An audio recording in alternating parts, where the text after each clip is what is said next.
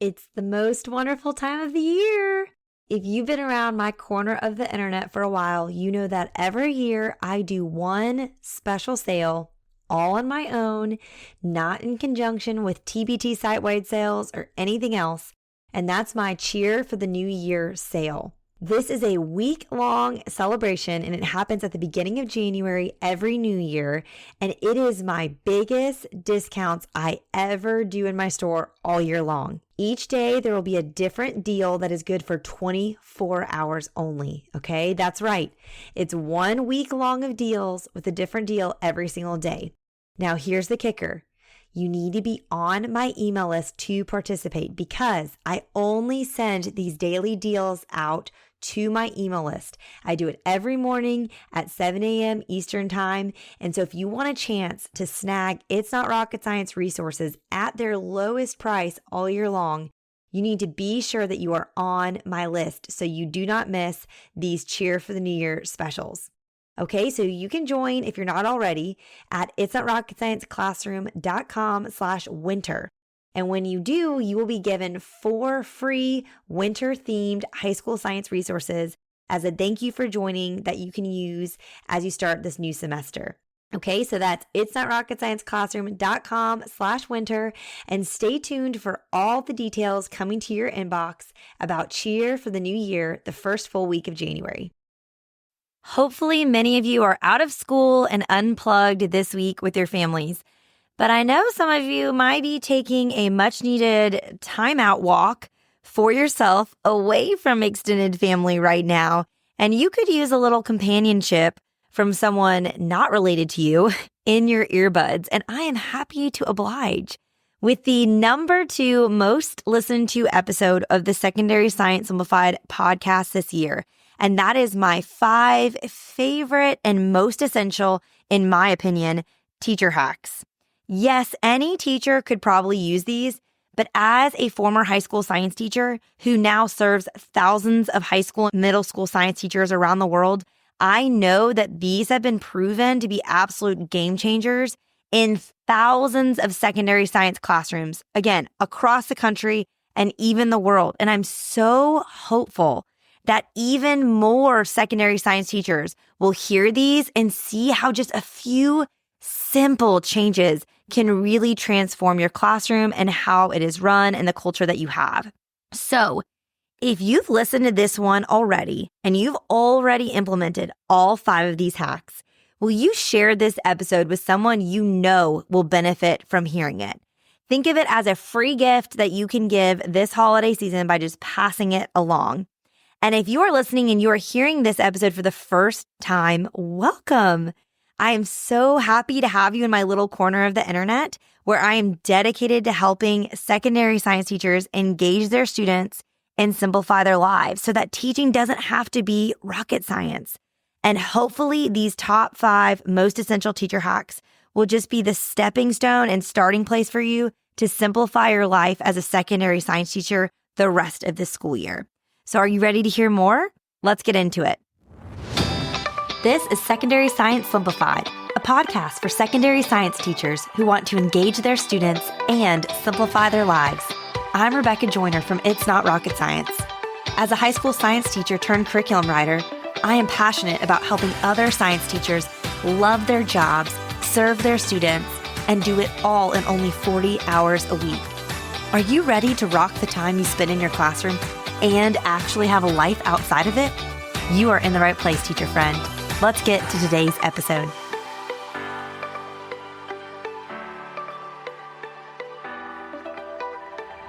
Okay, so when I say the word hack, these tend to be things that are like little tricks of the trade that like you've learned that maybe not everyone's doing. And so some of these, for those of you who have been like longtime Secondary Science Simplified listeners, some of these are not going to seem like hacks to you because you've heard me talk about them so much. But these are hacks. And I'm always surprised when I share some of these things that people are still like, I've never heard that because I feel like it's all I talk about. So I'm going to share these hacks all 5 of these things I chose, I really wanted to be intentional about choosing things that are really simple so that hopefully they're really easy to implement for you this school year and add on. Even if you've already started your school year, you can add in all of these things really easily. Okay, so hack number 1 has to be prime times. Like, I could not have this podcast if it wasn't about prime times. Y'all know, who have been on my corner of the internet for a while, I'm obsessed with prime times. So prime times are my silly trademarked, because I'm crazy, name for basically the first 5 minutes of your class period. I think that that's the most important time of your class period. And so I call that time your prime time. And prime times are my bell ringers. And this, y'all, is such a procedural game changer. It has such a huge impact on my ability to manage a classroom. It's the cornerstone of my entire assessment strategy. And it's a relational game changer.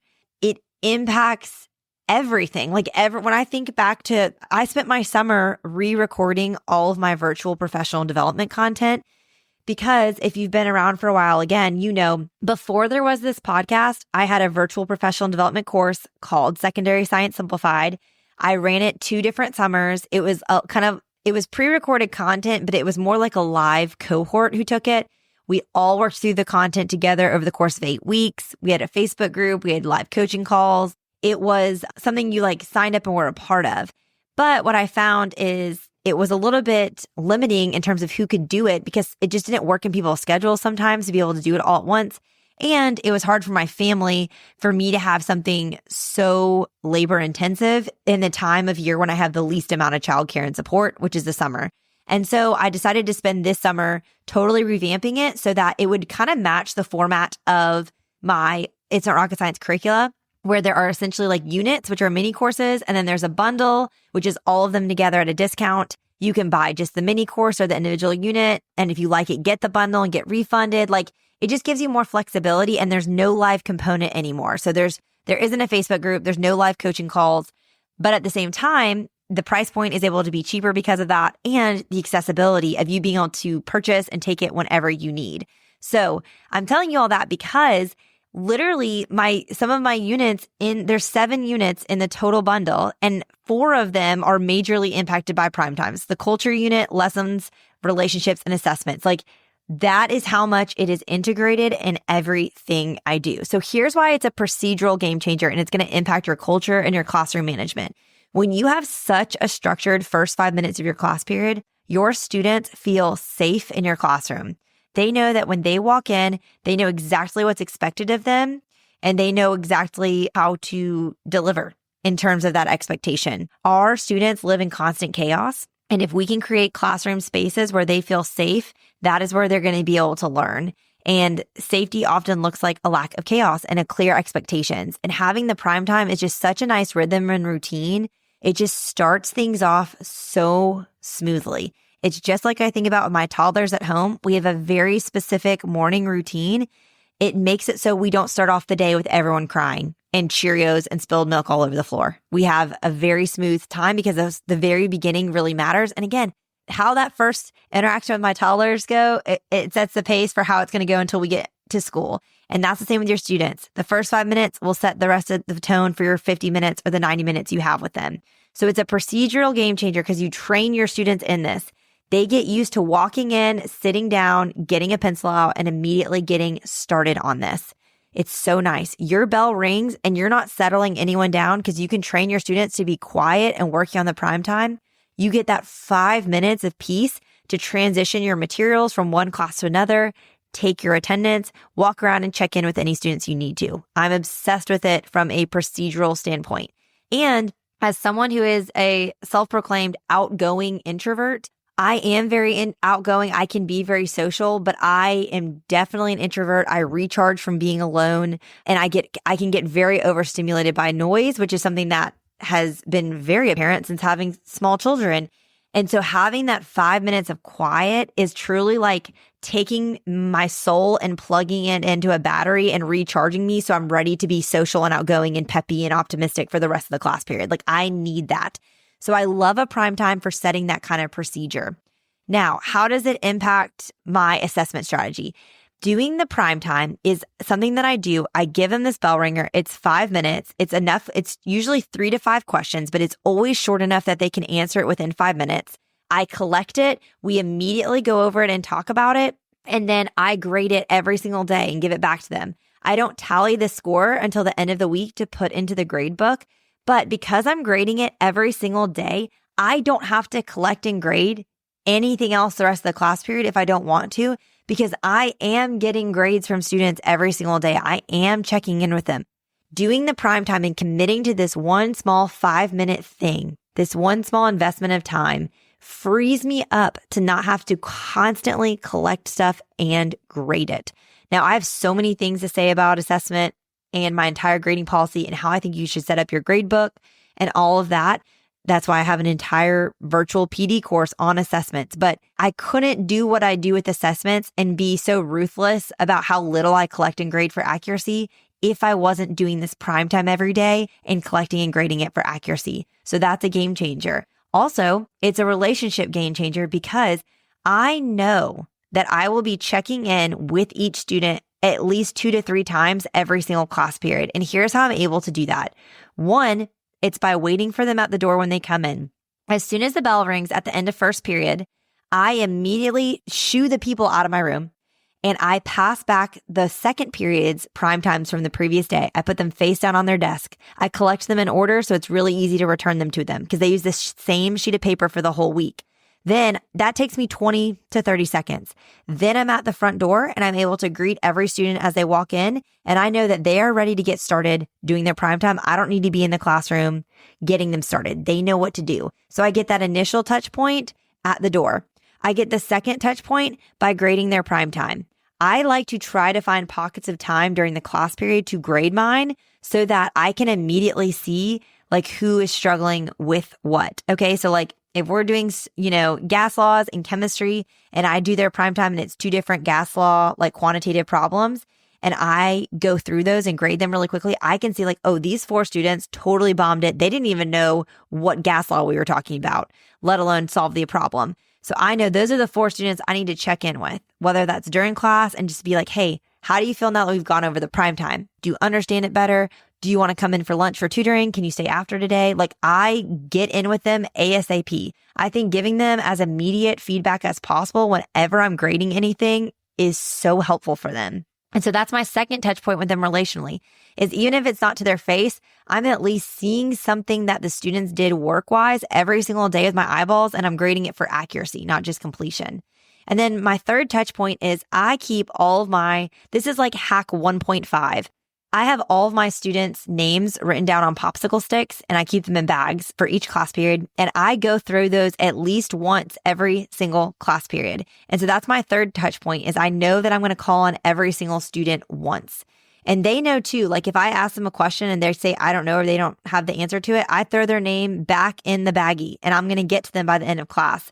And typically my shy students, especially, they really like to try to answer the questions because they know at the end of class, if I haven't gotten through all of the popsicle sticks, when we have like 3 to 5 minutes left at the end of class, I will just call everyone's attention to me and I'll just draw the last few sticks and I'll be like, okay, JC, tell me something good. Or, Camden, any news of interest? And I'll make them, share something a bit more personal. And a lot of them don't like to do that. So that's my 3 touch points. At the door, through the popsicle stick, I'm talking to them in the prime time. That's such a relationship game changer to make sure that you're talking to every single student multiple times, every single class period. And then it also really impacts my lessons as a whole too, because I use this. This is a formative assessment. I'm using it to inform myself if my teaching practice and what I'm doing is getting through to these students. I let mine always be open note. I let them use any resources that they have or that we've done. Because the key here to me is not that they have mastery, but it's that they're like working where I'm assessing where they are in the learning process to make sure we're making progress here.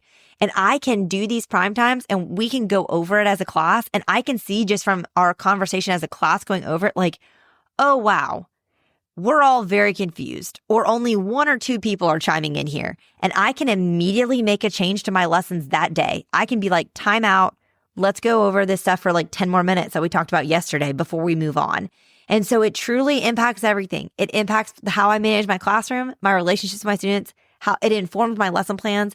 And like I said, it allows me to majorly hack how much I'm grading by making sure that this is the one thing I'm doing every single day so I can decrease the amount of other stuff that I'm grading. I'm obsessed with prime times. I have an entire other podcast episode about this and a blog post a couple blog posts I'll link in the show notes so you can hear more about those, especially because I don't want to keep gabbing for those of you who have heard me talk about this for how many years? 9 years I've been doing It's Not Rocket Science. So it's been a lot. So I'm going to stop now, but that's my first number one hack, prime times. And if you're like, I just don't have time to make them. Okay, here's what you do. You put in 5 minutes per prep you have a day this year to write your prime times. At the end of the day, you go ahead and you make your prime time for the next day. You have it ready. By the end of this year, you have a whole set. If you don't want to do that, you buy someone else's because there's a gajillion on the internet. I have prime times for the year for biology, chemistry, anatomy, and physical science. I'll link those in the show notes. You can grab those and edit them and tweak them and do whatever you want. But I am obsessed. My second hack for you is board points. I love board points. This is a teaching strategy I learned from a co-teacher, my first year teaching, obsessed. So I truly believe when it comes to classroom management that individual behavior issues are dealt with on a relational level with students, like a one-to-one relationship level. That's how we deal with those. I believe that whole classroom management issues are dealt with on a procedural level. We identify pain points, we create procedures to prevent those pain points, and then we proactively teach them to students and consistently reinforce them so that they become second nature and you don't have to be reactive in situations. When a situation happens where students disobey or they get rowdy or they're not following the systems and procedures you've put in place, you can just be super calm and reiterate the expectation, which is the procedure you've already taught, reiterate the consequence for not following the procedure, and move forward from there, not emotionally. And it doesn't become this whole explosive thing. And that's kind of that's like the framework for how I make all my decisions for the culture of my classroom. But board points is a great solution for when you have a whole chunk of students that are disrespectful or rowdy or just a lot, or heaven forbid an entire class. Board points is for when you have one of those classes where you turn your back and it's immediately like there's no silence when you turn your back. They're all chattering. They're all off topic, or a large percentage of them are, and you turn back around and they stop. So you never can identify who's the ringleader here. You can't deal with that individual person because you don't know, because it's a bigger issue. So you use board points. Essentially what board points are is exactly what it sounds like. It's points for each class that you keep track of on your whiteboard. I keep them in the top right corner. I have each class period that I teach numbered, and then next to them at the start of a unit, they all start with 5 board points. This also creates a little bit of competitiveness between the class periods because they can see what each class has. But essentially what I will do is anytime I can't get my class to settle down, or I feel like a large group is being disrespectful, or let's say we're in lab and I train my students that when I ding my little bell up front, they stop what they're doing and look at me. If I have to ding it more than 1 or 2 times, then I dock a board point. And then normally a couple students will notice and they'll start hushing each other and make themselves stop. And they kind of start to self-manage. But essentially you they all start with 5 points at the beginning of the unit. You dock points for poor group behavior, and you can add points on for excellent or above average group behavior. You can also use this with subs. So I always said, hey, if I get a bad report from a sub, I don't care what they say, y'all are automatically going down to 0. And if I get a great report from a sub, I will pull you back to 5. Also, for those classes that are just easy, that are always at a 5, if you want, you can even go above 5 here and there, go up to a 6 or 7, but don't feel that pressure. There's a lot of flexibility here for how you do this for your students. And then you're thinking, what's the reward? What's the point? So the reward is on test day, I always have a bonus question, and it will be worth however many board points it is that the students have. Now, if they have 0 board points, then it becomes a required question on the test. So this isn't just like a complete freebie of a question. It's still related to the test. So they don't want to have an extra question count for something, but it also does need to be easy enough that they want the board points because they know they can get the bonus question. And if you're not allowed to give bonus points, one thing you can do too is instead of letting them get 105, if they get the board points on the test and they had a perfect test score, you can just let them get up to 100. So if they had a 94 on the test, they can get a 99. If they have a 97 on the test, they can't get a 102, but they can get back up to 100. You can kind of work with it there.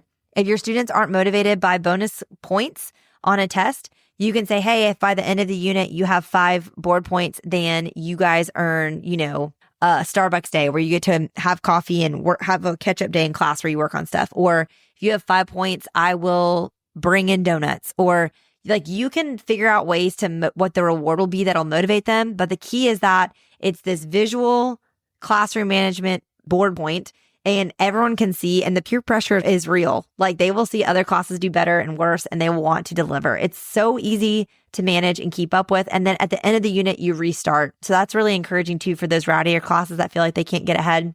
You get to hit the reset button at the start of each new unit. I love board points. It's so simple, so easy. My third hack is not going to seem like a hack either, but I promise you it is. And it is proactivity with parents.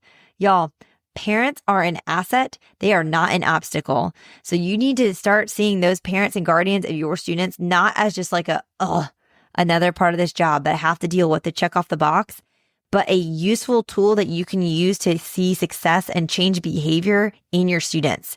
My number one recommendation to be proactive with parents is so important for the timeliness of the beginning of the year. And that is at the very first sign of a conflict, before it's even truly become a conflict, you reach out to the parent ASAP and get on their radar. I have found that many teachers are like me and they will avoid parents until the last possible moment. And then at that point, something has become such a big problem with the student, whether it be their grade or their behavior, that by the time you're reaching out to the parent, it almost feels so big that the parent is so angry that they haven't heard about this any sooner. Whereas if you reach out to them first thing, it's completely non-emotional and it feels like not a big deal. This can be as simple as a phone call or an email, just saying, hey, I wanted to introduce myself. I'm Rebecca Joyner. I'm your son's honors biology teacher. I just want to reach out and let you know we had a little bit of a issue today with disrespect. I feel like we handled it, but I just want to make sure you are aware because I want to nip this in the bud so this isn't a continual problem throughout the school year. And just make sure that we are good, your son is good, that we're all on the same page, that this is how we're going to treat each other or speak to each other in our class. Or maybe you're reaching out and saying, hey, I just want to reach out about your daughter. We had our very first big assignment to turn in that was going to be collected. She did not turn it in until 2 or 3 days later. I just want to make sure you are aware so that this does not become this, tardiness of assignments does not become a habit because that will really impact your grade in the long term. I just want to get ahead of it. That's the kind of stuff we want to tell these parents. We're just going to get ahead of this. We're going to keep it casual. It's not a big deal. Then if it becomes more serious and it becomes more of a reoccurring issue, you can reach out to those parents. It's not the first time they've heard from you and it takes the sting off. Now, bonus points for this hack if you're willing to meet with them face to face. I know you might think I'm crazy, but I make it a goal to meet with every single parent that I can face to face, especially for my AP class, within the first month or 2 of school. It's easy if you have a back to school night to meet with some of those parents, but I love a parent conference. I think if you can get that FaceTime with parents, they will treat you so differently the rest of the school year in terms of their emails, your phone calls, any sort of communication you have with them, because they're now seeing the person on the other side of the computer or the other side of the phone call. Whereas you are a nothing to them. And I think, unfortunately, we are in a society that's trained to think it's okay to act any type of way and have zero courtesy on the internet to any other people because it feels like a computer, not a person. So I like the face-to-face time to remind them that I am a person and they're a person and their student is a person. And I just want to all be on the same team. So I highly recommend proactivity with parents. My fourth hack for you is having a desk calendar. So I have one linked in the show notes that I use. I get this every year at the start of the school year, but you can just search at a glance or monthly desk calendar. But all this is it's essentially a flat calendar of the full month that you put on your desk. And then you can put your laptop and stuff like that on top of it. But the reason I love it is because I assign a different color for each prep I have of pen that I use. And then I stagger and plan out when I will have labs due and projects and tests and when they're going to be assigned by unit. So as I'm designing my units, I'm looking at my calendar and I'm mapping these out so that I make sure that I don't have more than one lab to prep on the same day. Because if you are in a space like I was, I had nowhere to store labs and I had no time to prep labs, let alone prep more than one lab a day. So I used my desk calendar to stagger when the labs would be and then also when due dates would be. So I wasn't collecting a project from one class, a lab from another, and tests from two others on the same day and thinking I was going to get through grading all of those in 24 hours. I like to get everything back within 24 hours of collecting it or just the next time I see the students. And by staggering when I'm assigning these things, it helps you not get a backlog. And having the visual is so nice if you put it all on that desk calendar. And then y'all, it feels so good at the end of the month just to rip off the month and start fresh with the new one. So I highly recommend that. You might be wondering how this is even possible. You do have to batch lesson plan, which is something I'm really passionate about. I talk about it in my lessons virtual PD course, which is linked in the show notes, but I'm obsessed with this. Get a desk calendar. I absolutely love it. Okay, I've debated on what my fifth hack should be, honestly. I feel like I needed 5, but I could have like 20, but I don't want this episode to get too much longer. Honestly, I've debated between 2. So I'm going to try to like tie these in together, even though they're not necessarily tied together. But my last hack, I should say, is going to be, fifth and final hack, is paper over tech. Okay. And I know this may seem like the opposite of a hack because some of you are so tech savvy and you can make stuff so fast on tech and grade it so fast and all of that. But y'all, I just think it's too much. I think our students' brains are so oversaturated with technology. They're so overstimulated by it. I just think we need to slow down and do things a little bit more old school. Like, what if you tried this year, like going back to your roots and just doing things a lot more simply by doing things on paper? I also think too, there is a true neurological learning connection between brain and hand and having physical connection to doing things. I also think it's a good practice for me to slow down and not rush my students. And I think I can rush them when I'm doing things with tech versus on paper. And then I also think that we're more prone, and this is where I'm going to tie in the other hack I thought of adding in, but we're going to make it one. The other hack is you need to grade way less. And I think when we are grading a lot of things on tech, we're more prone to collect more things because it's all on tech. So we're like, oh, I'm not actually collecting that much stuff. When in reality, you are. But when you are collecting things on paper, it's such an obvious visual signal of how much you're collecting that it can hopefully help you stop collecting so much because you're going to have a physical reminder of how much you still have to grade. And I think sometimes when we do tech, it gets lost in the abyss. Again, so I think my final hack, which is paper over tech, I think it's a benefit to students to really slow down and decrease the stimulation and give them that brain to hand connection, which I think is so important, especially for our quantitative sciences. They can show their work and all of that so much better if they're writing it out. And then I also think paper over tech is a gift to you too, because it's going to be a visual hack and reminder that you need to grade less stuff. Because that's another thing I really want for you this school year. And I have a whole podcast about this, grading less. I'll link that in the show notes as well, so you can check that out. Okay, so those are my 5 hacks for the new school year, my top 5. Using prime times, board points, being proactive with parents, having that desk calendar for staggering out assignments and lab prep, and then using paper over tech. Thank you so much for listening to the number 2 most listened to episode of the Secondary Science Simplified podcast of 2024. You can find the show notes with all links mentioned at itsnotrocketscienceclassroom.com/episode 162. And y'all, it is Christmas week for those of you who celebrate Christmas. And a wonderful Christmas gift you could give me is to leave a review today for the podcast. So please leave a review. If one of these 5 hacks has changed your life this school year already, I would absolutely love to hear from you. And I hope you have had the most wonderful winter break and holiday season for all of you that are off and celebrating this week. All right, teacher friends, that wraps up today's episode. If you're looking for an easy way to start simplifying your life as a secondary science teacher, head to itsnotrocketscienceclassroom.com/challenge to grab your classroom reset challenge. And guess what? It's totally free. Thanks so much for tuning in, and I'll see you here next week. Until then, I'll be rooting for you, teacher friend.